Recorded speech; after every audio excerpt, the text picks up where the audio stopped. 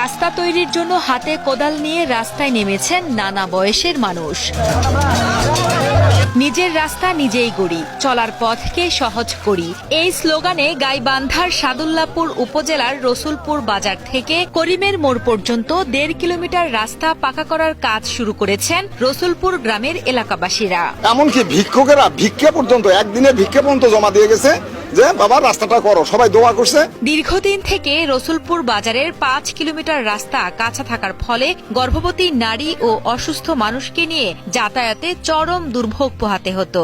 এছাড়া বর্ষাকালে স্কুল কলেজে অধ্যয়নরত ছাত্রছাত্রীদের থেকে শুরু করে সাধারণ মানুষদেরও পড়তে হতো ভোগান্তিতে।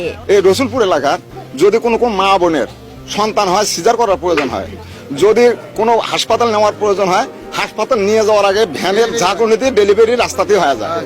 এত কষ্টে আমরা দিন যাপন করছি। এখানে মানুষজন কেউ ভালো মতো বাজারঘাট করতে পারে না, ভালো মতো স্কুল কলেজে যেতে পারে না, এখানে প্রতিষ্ঠান আছে তারা যেতে পারে না। তাই এখানে যুব সমাজ মিলে, এলাকাবাসী মিলে সকলেই এই উদ্যোগটা নিয়েছে।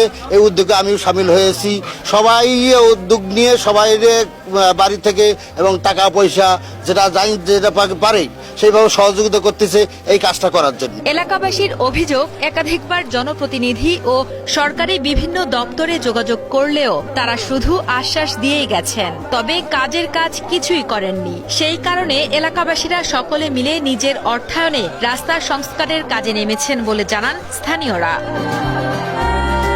বর্ষা মৌসুমের আগেই সড়কটিকে চলাচলের উপযোগী করতে চান বলেও জানান তারা।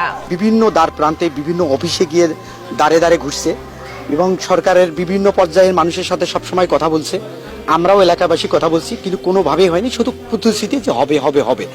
এর পরিপ্রেক্ষিতে আমরা ইয়াং জেনারেশন এবং সবাই মিলে বসে একদম মজুরি থেকে অটোওয়ালা শ্রমিকেলা ভাই আমার কাছে আসছে যে ভাই কি করা যায়, আপনি একটা উদ্যোগ নেন। সেই অনুপাতে আমি একদম এভরি সেক্টরের মানুষকে নিয়ে একটা আমরা বসে সিদ্ধান্ত নিয়েছি যে আমরা সবাই মিলে নিজের রাস্তা নিজেই করব। যুবক ছেলেদের উদ্যোগে যে মহতি কাজে এরা অনুপ্রাণিত হয়েছে, এ বিষয়ে আমি খুবই গর্বিত এবং অন্যদিক থেকে আমি লজ্জিত। কি কারণে? দেশের জন্য অনেক কিছু করেছি, কিন্তু এলাকার উন্নয়নের জন্য আমার করার মতো কিছুই নেই। কারণ সে ধরনের কোনো সরকার আমাদেরকে ইয়েও দেয়নি। আমরা সরকারের অনুকম্প অনুদানের উপর নির্ভর করে আমাদের বাকি জিন্দগি চলছে। হ্যাঁ, এর আগে বললাম আমি যে স্যার, আমরা যে রাস্তা চলাফেরা করতে যাই, আমরা কবরে গেলে কি রাস্তার উন্নয়ন হবে? এই এলাকার কোনো উন্নয়নের ছোঁয়াই লাগেনি। যেন আমরা নিজেরাই উদ্যোগে যুবক সমাজের উদ্বুদ্ধ হয়ে এই বিষয়ে অনুপ্রাণিত করতে আমরা খুবই খুশি এবং এলাকাবাসী মুরব্বী যারা আছে সবাই খুব আনন্দিত।